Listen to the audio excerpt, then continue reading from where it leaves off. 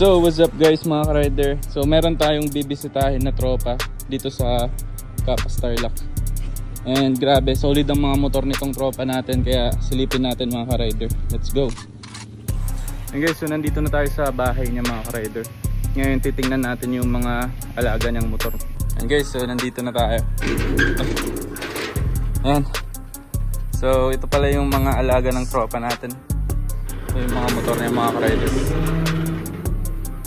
So ito yung pinakauna. It's a YZ250. Okay. What year model is this, bro?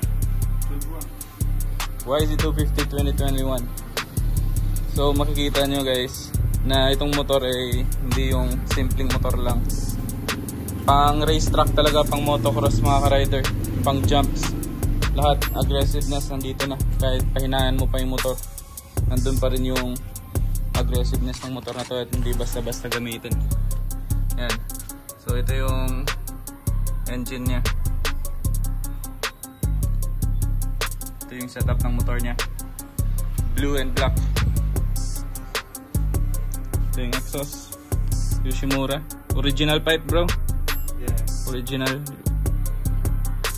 Tapos may mga covers na siya na bili or na-install. Ayan.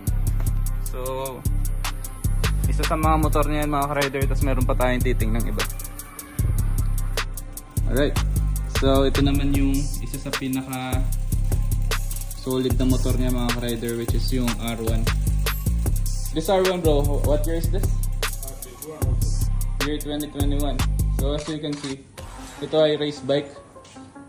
Dinadala niya sa mga race track. And then as you can see, yun yung mga naka-install na parts. So right now, kino-condition niya yung motor. Charging the battery. Nagpalit siya ng sensor. What sensor again this one, bro? Speed sensor. The speed sensor, the fan. And then what's the other one? Only those two. Speed sensor, the fan.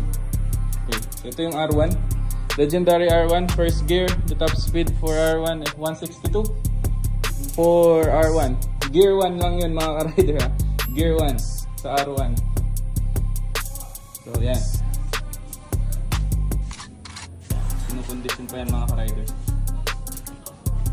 So ito, nakakasabayan niya dito sina Motodeck sa racetrack. Kaya solid tong tropa natin.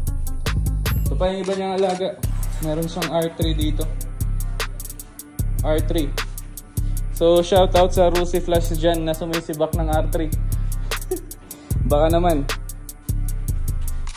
Ito, for highway use lang. Ginagamit ng pamangkin. And then ito yung isa sa mga motor niya guys. Is BMW 1000 SR. For your BMW, bro, what year is your BMW? 2020? Year 2020. Still good. Sobrang linis.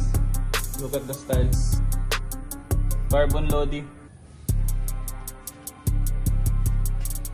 Ayan siya guys. BMW 1000 SR 2020. Ayan, let's go. So ayun, na-visit na natin yung motor ng tropa natin. So hindi niya gusto magpasama sa video guys. So paano siya?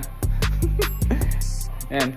So hindi siya sanay. So ayan na nga. Yan yung mga motor niya guys mga rider. Yung YZ250, R3, R1, tapos yung BMW 1000. Like, share and follow for more.